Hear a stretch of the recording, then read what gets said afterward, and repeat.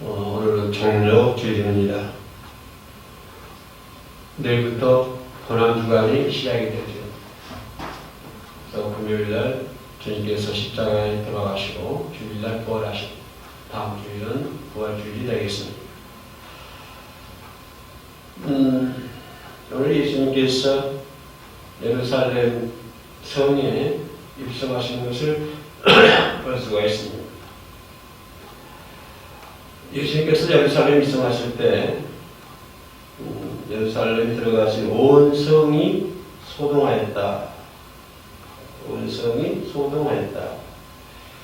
예루살렘 성이 소동하였다고 하는 것입니다. 예루살렘은 이름의 뜻이 평화의 터전이라고 하는 의미를 가지고 있죠. 평화의 터전이라고 하는 의미를 가지고 있는 예루살렘이 소동하는 것을 볼 수가 있습니다. 그래서 그들이 말하기를 이는 누구냐? 어떤 사람이기에 예루살렘 성이 소동하느냐?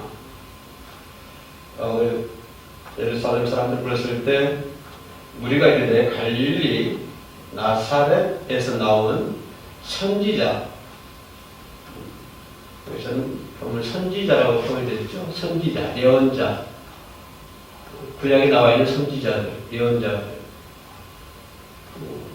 예수가 아니라 하나님 아들 예수가 아니라 라고 하는 것이 아니라 하나님 독생자 예수일 것이고 우리 나의 구원자이신 예수라고 아니라 하나의 나사렛, 나사렛은 천한 동네라고 일컬어지죠. 천한 동네에서 태어난 나사렛 예수니라. 우리가 이 무리들, 예수를 선지자로 표현했던 이 무리들, 그 무리들이 하나였겠죠. 겉옷을 길에 펴고 어떤 사람은 나뭇가지를 펴고 길에 펴고 그들이 이르되 다윗의 자손이여 찬송하리로다. 본문 마태복음 21장 보면은 예수님께서 십자가의 고난을 받으시기 며칠 전이죠. 십자가 고난 며칠 전 마지막으로 예루살렘에 들어가시는 것을 볼 수가 있습니다. 마가복음, 누가, 마태, 마가, 누가, 요한, 사복음서에 다 기록된 말씀입니다. 그래서 본문에서 마지막으로 예루살렘 올라가실 때 예수께서 예루살렘 올라가실 때 올라가신 일에 대해서 성경은 아주 의미 있고 깊게 다루는 것을 볼 수가 있습니다. 본문 말씀 그들이 예루살렘 가까이 가서 감난산 백박에 이르렀을 때, 감난산 백박에는 예루살렘부터 한 5리 정도 떨어져 있는 그런 거리입니다. 5리 정도면 우리의 발걸음으로 1시간 반 정도 걸을 수 있는 그러한 거리죠. 그러니까 예수님께서 예루살렘 입성하실 때 나귀 새끼를 타고 무리들의 환호를 받으면서 예루살렘에 들어가시는 거리가 약 5리 걸음으로 1시간 반 정도 걸을 수 있는 그 거리, 1시간 반 동안 많은 무리들이 예수님을 따르는 것을 볼 수가 있습니다. 감난산 전체 백박에 이르렀을 때 예수님께서는 뜻밖의 제자들에게 두 제자를 보내셨다. 두 제자를 불러서 뜻밖의 지시를 합니다. 그것이 뭔가요? 맞은편 마을로 가라. 그 동네에 들어가서 나귀 새끼를 끌어오면 네가 그 위에 타고 입성할 것이다. 그래서 본문에서는 선지자를 통하여 하신 말씀을 이루려 하심이라. 이사야서에 나와 있는 62장에 나와 있는 말씀을 이루려 하심이라. 본문에도 그걸 기록하고 있어요. 5절에 시온의 딸에게 이르기를 내 왕이 내게 임하나니 그는 겸손하여 나귀 몽에 매는 짐승의 새끼를 갖도다. 나귀 새끼를 겸손해. 겸손의 상징이죠. 나귀. 장군이 승리하면은 뭐 군마를 타고 오고 막 그런다마는 우리 예수님은 나귀 새끼 아무도 타고지 않는 자그마한 그 나귀 중에서도 뭐 큰 내미가 아니고 큰 어미가 아니고 등치가 큰 어미가 아니고 조그마한 우리말로 말하면 우리나라 같으면 조랑말 같은 조그만 작은 그런 나귀 새끼를 타고 예루살렘에 입성하시는 것을 볼 때 또 많은 사람들이 장로나무를 가지고 흔들면서 열렬히 예수를 환호하는 것을 볼 수가 있습니다. 그러니까 무리들에게 둘러싸여서 예수님이 가시는 예루살렘이 한 5리 정도 되는 거리를 무리들에게 이렇게 둘러싸여서 들어가시는 예수님의 모습을 보면 그렇죠? 평화롭게 무리의 엉이 되어서 평화롭게 행진하고 있었다라고 생각해 볼 수가 있습니다. 우리 이쯤에서 생각해 볼 수 있는 것은 과연 예수님의 마음은 어땠을까요? 예수님의 마음도 평화로웠을까요? 그 많은 무리들이 온 성이 소동할 정도로 많은 무리들이 예수님을 따랐는데 그런 많은 무리들의 환호를 받으면서 호산나를 외치는 사람들의 환호를 받으면서 함께 나귀 새끼를 타고 예루살렘에 입성하신 예수님의 마음은 어떤 마음이었을까요? 그 부분을 이 시간에 한번 생각해 보도록 합니다. 아마 결론적으로 예수님의 마음은 참 착했겠죠.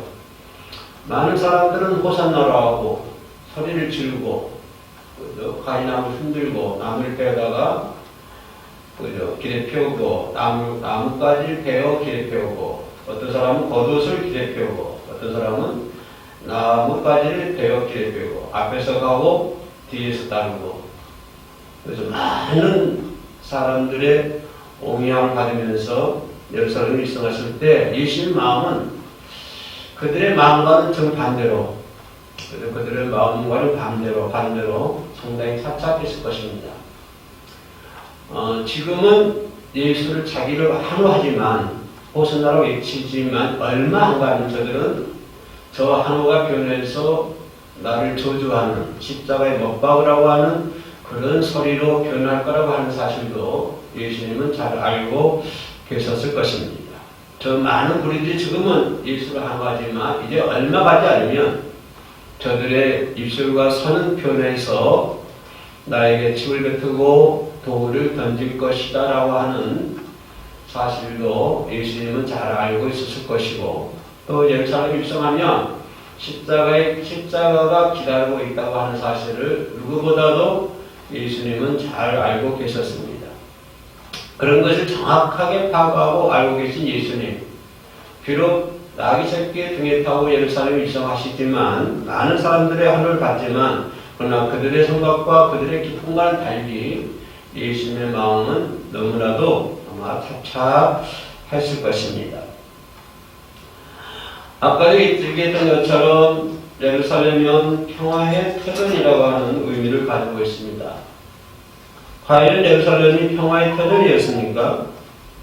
온통 시기와 투기, 외식으로 꾸며진 참된 평화의 터전이 아니라 비록 평화의 터전이라고 하는 이름을 가지고 있지만 거짓 평화로 점철되어 있는 그런 예루살렘 성의 모습을 우리가 볼 수가 있죠.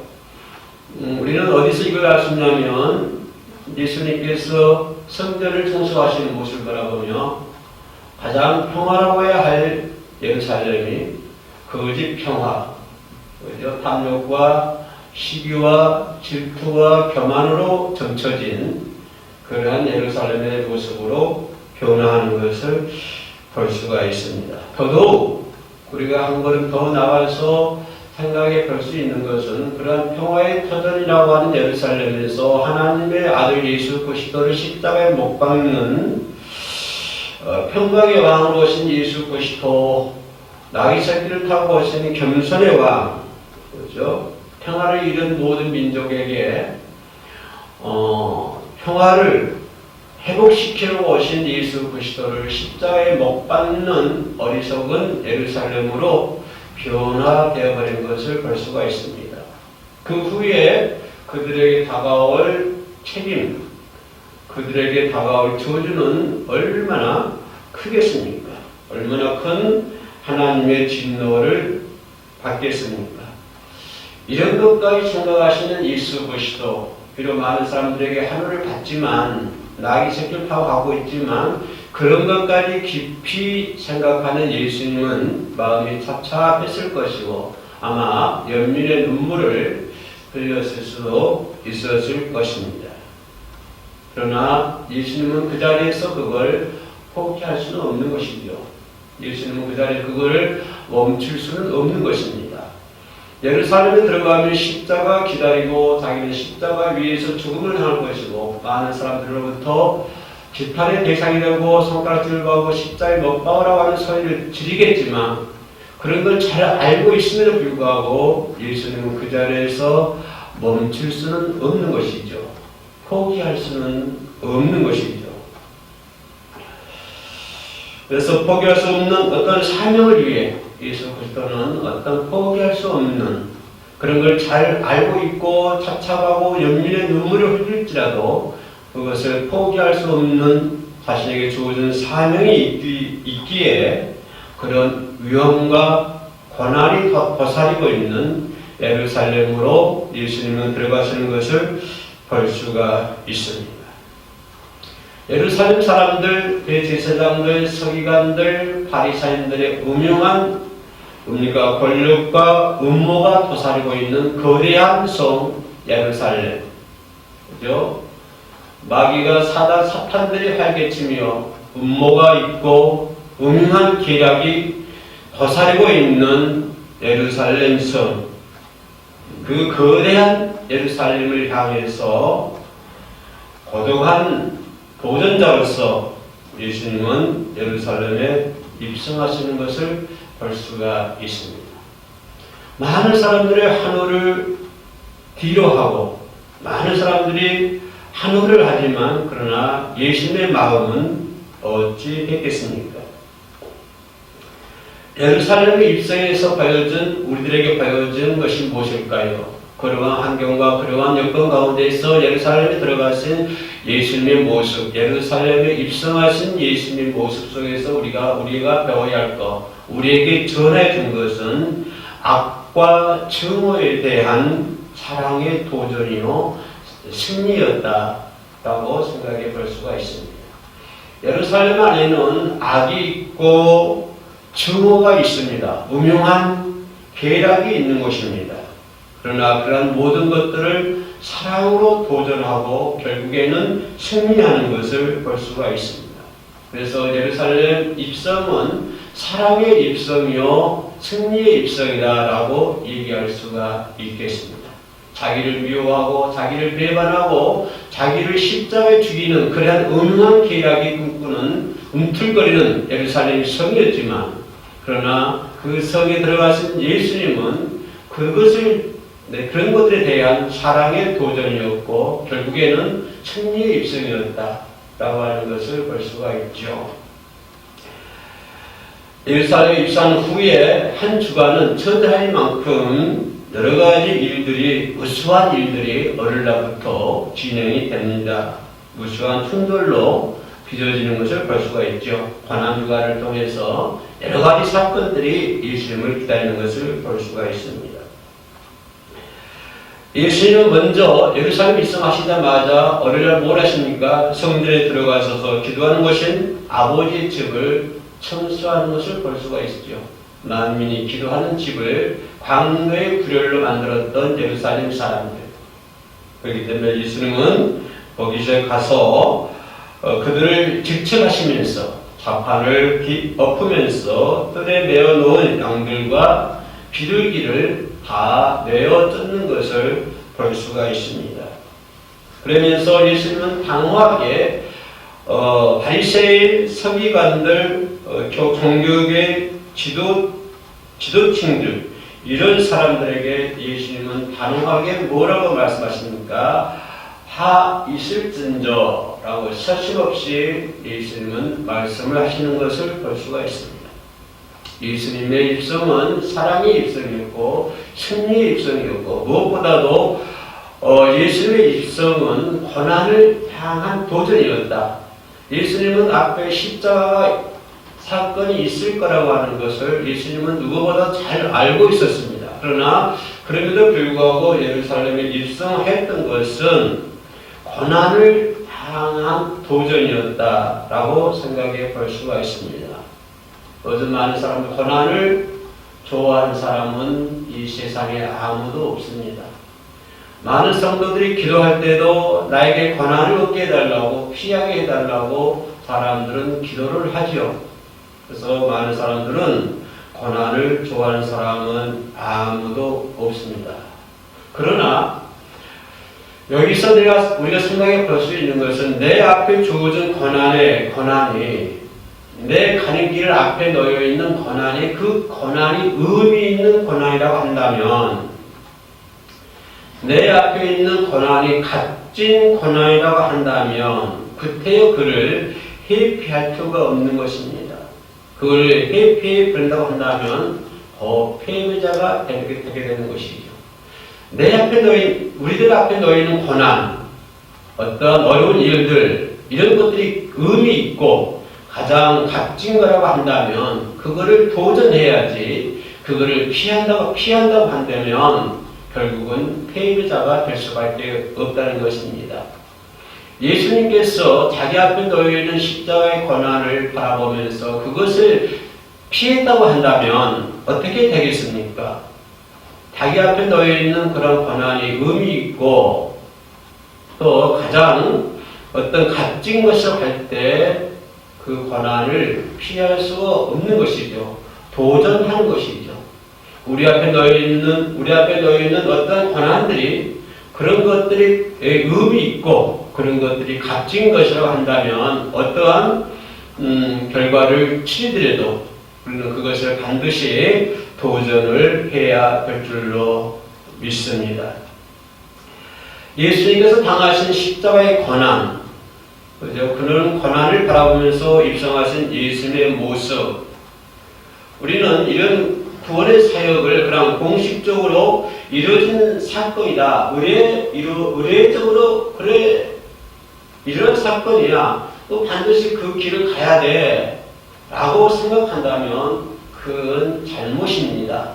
의뢰의 예수는 십자가를 져야 돼. 당연한 거야. 라고 생각한다면 그것은 아주 초신자적인 발상이죠. 예수님도 자신의 십자가를 위해서 땀방울이 핏방울 될 때까지 기도하는 모습을 볼 수가 있습니다. 예수님도 할 수만 있거든 이 잔을 내게서 피하게 해달라고 하나님께 기도하는 것을 볼 수가 있습니다. 예수님이 그렇게 기도하는데 우리는 의뢰의 예수님이 십자가를 져야 돼 이렇게 생각한다면 우리는 크게 잘못을 하고 있는 것이죠.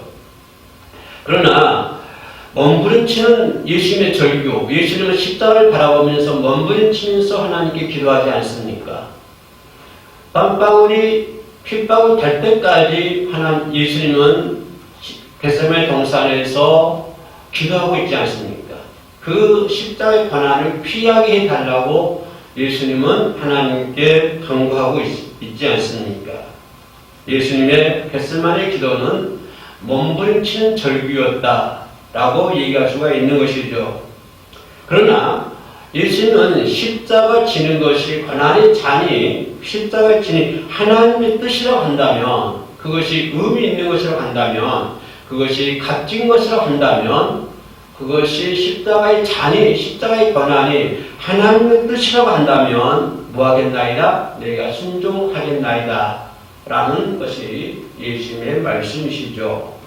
그래서 그의 손등에는 핏땀이 흘러내리는 것을 볼 수가 있습니다. 나는 이 잔을 지기 쉽지만 십자가의 고난을 정말로 피하고 싶지만 이 길을 가고 싶지 않지만 정말입니다. 땀방울이 핏방울 될 때까지 손등에 땀이 맺을 때까지 피가 맺을 때까지 이거를 피해달라고 하나님께 기도하지만 그러나 그것이 하나님의 뜻이라고 한다면 그리고 가장 의미 있고 값진 것이라고 한다면 다시는 그 일에 순종하겠습니다 라고 하는 것이 예수님의 겟세마네 기도이죠. 그런데 우리는 예수님이 십자가 져야 한다고 당연한 것처럼 의뢰의 아무런 감성도 없이 믿음은 감성을 하는 건 아니잖아요. 감상적인 선택이 아니잖아요. 피땀을 쏟는 자기의 희생이 수반될 때에 우리는 그 고난의 잔을 마실 수가 있는 것입니다. 그래서 결론적으로 예수님의 예루살렘 입성은 죽음의 입성이죠. 죽음을 향한 도전이었고 그리고 힘이었습니다. 키블러 러스가 쓴 인간의 죽음이라고 하는 책이 있는데 그 책에서 인간의 죽음을 맞았을 때 사망 선고를 맞았을 때 5가지 단계를 설명해 주고 있습니다. 너는 죽게 될 거야. 너는 이제 병으로 얼마 못 살아. 이런 진단을 받았을 때 사람의 마음은 어떨까요? 그래서 이 사람은 인간의 죽으면 그래서 5가지로 표현했는데요. 첫째는 부정과 고립된 단계입니다. 내가 왜 그것이 아니야? 그렇지 않아. 부정과 고립의 단계. 그 단계가 조금 지나면 분노의 단계로 접어든다고 합니다. 화를 내고 분노를 내고 성질을 내고 그런 단계를 이르게 되고 그 단계가 지나게 되면 그렇다면 타협의 단계, 타협을 단계에 이르게 되고요. 네 번째는 어떤 단계입니까? 네 번째는 그런 단계가 다 지나가면 이제 우울의 단계가 이르게 되고 그 우울의 단계가 지나면 마지막으로 비로소 죽음에 순응한 죽음을 따르는 그런 단계에 이른다라고 키블러 로스가 인간의 죽음이라는 책에서 5단계로 설명하는 것을 볼 수가 있습니다. 이런 것들이 인지상정이 한다면 이런 것들이 모든 사람들에게 다 적용된다고 한다면 죽음을 향한 사람의 용기라고 하는 것은 정말로 대단한 것 아닙니까? 이 키블러 로스가 쓰는 것이 사실을 한다면 그 신앙한 단계를 한다면 그것이 인지상정을 한다면 죽음을 향해 도전하는 사람의 용기라고 하는 것은 정말로 대단한 것입니다. 바로 예수님께서 예수님을 말씀해 주고 있는 것이죠. 인간 생명의 참된 가치는 어디 있다고 생각하십니까? 인간 생명의 참된 가치는 죽음을 두려워하지 않는 것이 참된 가치입니다. 인간의 생명의 가치가 얼마 잘 먹고 잘 살고 오래 사느냐 하는 것이 인간의 생명의 가치의 중요성이 있는 것이 아니라 인간의 생명의 가치는 죽음을 두려워하지 않는 것이 생명의 최고의 가치입니다. 그리고 죽음에 도전할 때 인간은 빛을 바라는 것이죠. 우리가 3.1절 독립운동 할 때 많은 사람들이 신교를 당했습니다. 그들은 죽음을 두려워하지 않았습니다. 그리고 죽음에 도전을 했습니다. 그렇게 그들의 생명은 빛이 있지 않습니까? 지금도 많은 사람들이 그들을 추앙하고 추모하고 있지 않습니까? 인간의 생명의 최대의 가치라고 하는 것은 죽음을 두려워하지 않고 그 죽음에 도전하는 것이 인간 생명의 참된 가치이다라고 생각해 볼 수가 있는 것이죠. 그래서 사도 바울은 이와 같이 얘기합니다. 나의 달려갈 길과 주께 받은 사명 곧 하나님의 은혜의 복음 증거하는 일을 마치려 하면은 뭐라고 했지요? 나의 생명을 조금도 귀하게 여기지 아니한다. 나의 생명을 조금도 귀하게 여기지 아니한다고 했습니다. 그렇죠?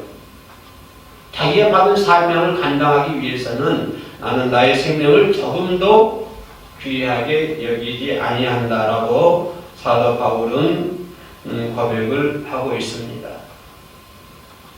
만약에 들어갑시다. 만약에 예수 그리스도께서 죽음이 겁나서 죽음이 두려워서 만약에 그 길을 가지 않았다고 생각해 보세요. 만약 그 길을 포기했다고 생각을 해 보세요. 사도들의 목숨을 지키기 위해서 자신의 고난을 사실 십자가의 틀을 피하기 위해서 거기서 그만 포기했다고 한다면 온 인류의 사망 권세가 지금까지 왕노릇하고 있었을 것입니다.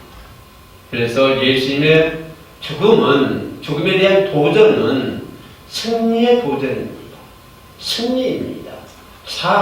사망은 가장 빚진 것입니다. 예수님의 죽음은 가장 빚진 것입니다. 예루살렘 성이 평화의 터전이라고 하는 예루살렘의 성이 시기와 질투와 겸함과 음흉한 계략과 그런 것들로 점쳐 있었던 것처럼 지금 우리가 살고 있는 도성은 어떻습니까? 그 도성을 향해 죽음을 불사하고 예루살렘 성에 입성하신 예수님의 발자취를 오늘 저와 여러분들이 그 발자취를 따라 도성 안에 입성을 해야 될 줄로 믿습니다. 예수님께서 승리하신 기린이 우리도 나의 십자가를 짊어지고 예수님이 걸었던 길, 또한 바울이 걸었던 그 길, 예수님의 제자들이 걸었던 그 길을 오늘도 죽음을 두려워하지 말고 그것이 가장 값진 거라면, 가장 의미 있는 거라면 그것도 마다하지 않고 함께 예수님의 발자취를 따라갈 수 있는 저와 여러분 되시기를 주님의 이름으로 축원합니다.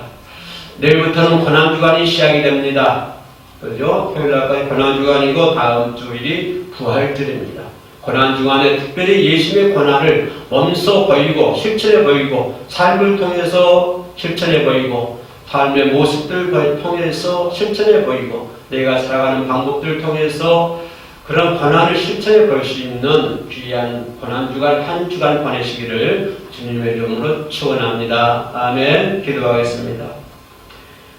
오늘부터 주님의 고난을 묵상하며 고난주간을 지내려고 합니다. 그러기 위해 예루살렘으로 입성하신 주님의 뒤를 따르기를 원합니다. 악과 증오가 도사르고 있는 도성, 무서운 고난이 기다리고 있는 도성, 심지어 죽음의 위협까지 팔을 걷어붙이고 서 있는 도성으로 주님을 따라 입성할 수 있는 저희들이 되게 하여 주시옵소서. 예수님의 이름으로 기도합니다. 아멘.